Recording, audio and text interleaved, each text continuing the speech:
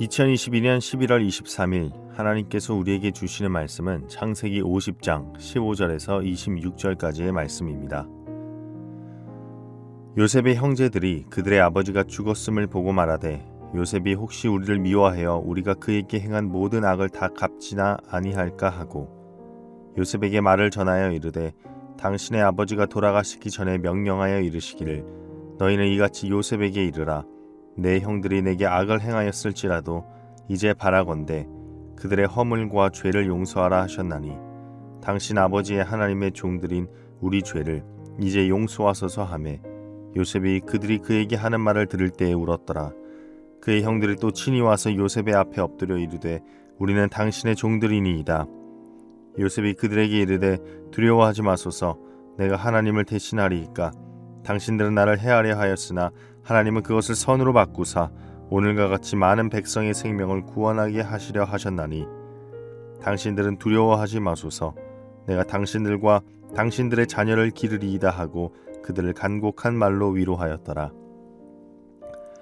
요셉이 그의 아버지의 가족과 함께 애굽에 거주하여 110세를 살며 에브라임의 자손 3대를 보았으며 므낫세의 아들 마길의 아들들도 요셉의 스라에서 양육되었더라.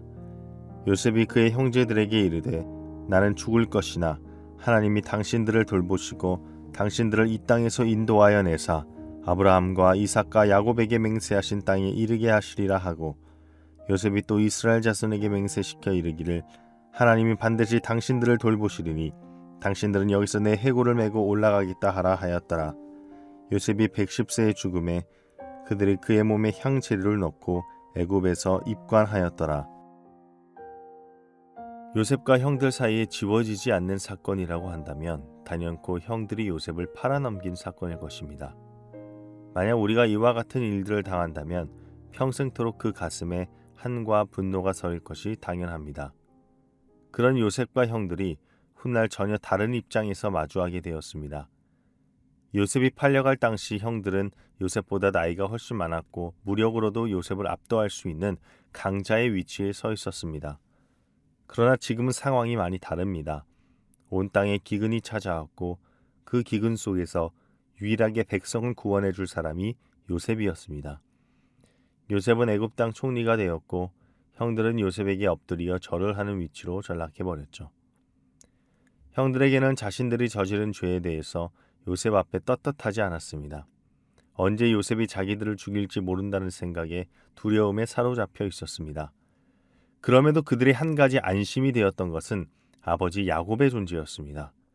요셉은 아버지를 사랑하는 자였고 아버지 또한 요셉을 매우 아꼈죠. 그리고 중대한 범죄를 저지른 형들은 야곱의 아들이었기 때문에 형들 입장에서는 아버지 야곱이 자신들을 보호해 줄 수 있는 아주 듬직한 존재였을 것입니다. 그러나 그런 아버지 야곱이 죽습니다. 야곱의 부재는 어쩌면 요셉의 형들에게 큰 걱정이었습니다. 오늘 본문 15절에도 이렇게 성경은 증거합니다. 요셉의 형제들이 그들의 아버지가 죽었음을 보고 말하되 요셉이 혹시 우리를 미워하여 우리가 그에게 행한 모든 악을 다 갚지나 아니할까 하고 두려운 겁니다. 이제 자신들을 보호해줄 존재가 없으니 요셉이 가면을 벗고 자신들을 죽일까 노심초사하는 겁니다. 그래서 그들은 요셉에게 사람을 보내 아버지의 권위를 이용해 용서를 구하고 또 요셉을 직접 찾아가 그 앞에 엎드려 종이 되겠다고 합니다. 물론 어마어마하게 끔찍한 사건이었지만 요셉의 형들은 아주 오래전 그들이 저지른 죄 때문에 요셉이 이제 50대 중반이 다 될 때까지도 아직도 그 죄악의 사슬에 사로잡혀 있었습니다.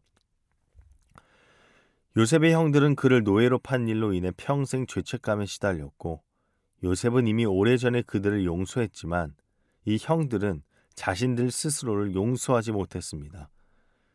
요셉의 형들의 반응을 보면 그래도 그들이 끔찍한 범죄를 저지르긴 했지만 절대 철면피 같은 사람은 아니었다는 걸 알 수 있습니다.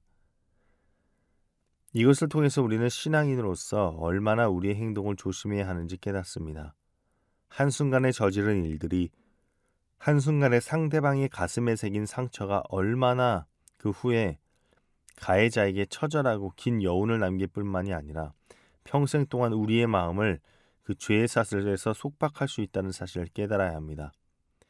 내가 저지른 죄악은 상대방을 고통스럽게도 하지만 동시에 내 스스로를 고통스럽고 죄의 사슬에 올가맨다는 사실을 깨달으시기 바랍니다. 요셉에게 자신들의 잘못을 전하는 형들을 보며 요셉의 반응은 어떻습니까? 17절 하반부에 요셉의 반응에 대해 이렇게 이야기합니다. 요셉이 그들이 그에게 하는 말을 들을 때 울었더라. 요셉은 창세기 50장에서 2번이나 눈물을 흘립니다. 그의 아버지 야곱 때문에 눈물을 흘렸고 이번에는 형들 때문에 웁니다. 요셉은 무엇 때문에 슬피 울었을까요? 요셉의 눈물의 의미는 무엇이었을까요? 그의 눈물은 외로움의 눈물이 아니었을까요? 서러움의 눈물이 아니었을까요? 그렇게나 여러 번 형들에게 나는 형들을 용서했다고 말했고 이 모든 것이 하나님의 섭리다라고 말했지만 여전히 자신의 진심이 형들에게 전달되지 않는 겁니다. 세상의 모든 사람들, 애굽 왕도 자신을 신뢰하건만 자신의 피부치들은 자신을 아직도 여전히 두려워하고 믿지 못하는 것. 그러니 요셉의 입장에서 얼마나 서럽고 외로움을 느꼈겠습니까? 역시나 지금도 나 혼자인가? 나의 가족은 없는 것인가? 이런 외로움이 느껴졌을 겁니다. 그리고 하나님께 물었겠죠. 하나님, 아무리 노력해도 회복되지 않는 나와 우리 형제들의 관계를 어찌해야 합니까? 어떻게 회복해야 합니까? 요셉은 자신과 형들의 관계 가운데 하나님이 개입하시길 원하셨을 것입니다. 우리가 사경회 때도 들었던 말씀이지만 풀리지 않는 관계 속에서는 예수님이 개입하심을 기도해야 합니다.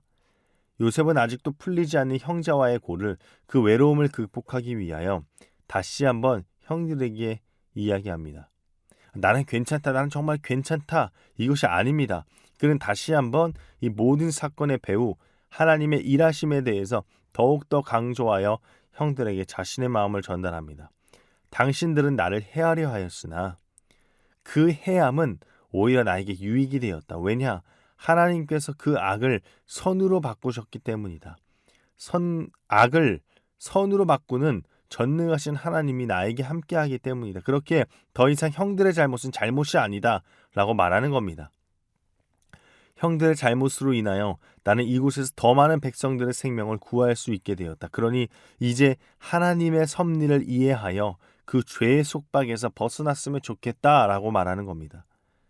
하나님의 섭리를 통하여 형들을 용서하고 하나님의 섭리를 통하여 형제들은 그 죄의 속박에서 벗어나는 겁니다. 모든 갈등의 이야기가 하나님의 섭리를 인정하자 깨끗이 풀립니다. 요셉은 그의 가족들과 함께 애굽에 거주하며 110세까지 삽니다.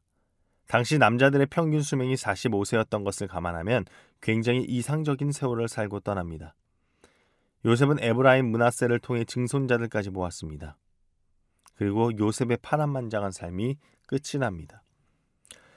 어쩌면 견디기 힘든 외로움과 슬픔, 억장이 무너진 듯한 원통함과 억울함이 가득했던 그의 일생이 막을 내립니다. 그러나 그곳에서 요셉의 거친 삶 속에 잔잔히 임했던 여호와 하나님의 강한 향기는 여전히 우리에게 생생히 다가옵니다. 그 가운데 하나님께서 요셉을 통하여 보여주신 신앙인의 덕목 중 하나는 바로 용서입니다.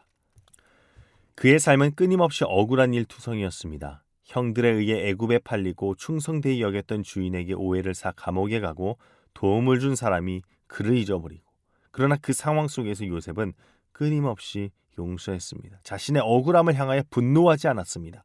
그는 그 가운데서 잠잠히 하나님의 일하심을 기다리고 기대했습니다. 하나님의 그 모든 것이 그의 억울함을 풀어주실 것이라는 믿음과 확신이 있었습니다. 그는 복잡한 관계 속에서 그의 힘으로 풀으려고 하지 않았고 그는 그 관계 속에서 하나님의 개입하심을 기대하며 소망했습니다. 참된 용서는 우리의 능력으로 할 수 없습니다. 참된 용서는 하나님 예수 그리스도의 개입하심으로 주님의 마음을 가져야 할 수 있습니다. 누군가를 미워하고 그 사람을 향하여 분노하는 마음을 가지고 있다면 오늘 그 마음 가운데 성령 하나님 찾아와 주시길 기도합니다. 그리고 그분이 주시는 담대함과 용기로 내가 미워하는 사람에게 찾아가 완전한 용서가 나타나길 주님의 이름으로 소망합니다. 기도하겠습니다. 하나님, 이 시간 가운데 우리 인생에 함께 하신 그 놀라운 하나님의 섭리가 있었음을 고백합니다. 하나님, 그 가운데서 우리가 하나님의 자비로 말미암아 그 예수 그리스도를 통한 하나님의 그 자비하심으로 말미암아 지금까지 우리가 숨을 쉬며 살아가오니 하나님 우리의 삶 속에 우리가 하나님께서 보내주신 우리 공동체를 더욱더 사랑하고 용서하는 자들 되게 하여 주시옵소서. 주님께서 우리에게 보여주신 그 자비를 우리도 동일하게 우리의 가족과 우리의 일터와 우리 공동체에게 보여주는 참된 그리스도인의 모습을 보이게 하여 주옵소서.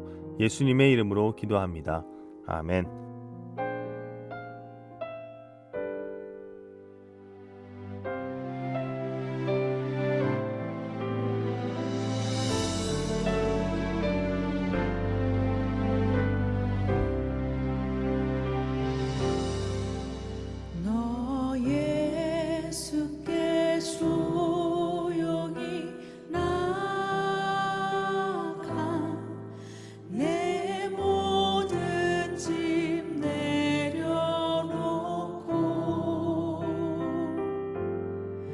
주 십자가 사랑을 믿어 죄 사함을 너 받으라. 다시 고백하겠습니다. 너 예수께 조용히 나가 내 모든 짐 내려놓고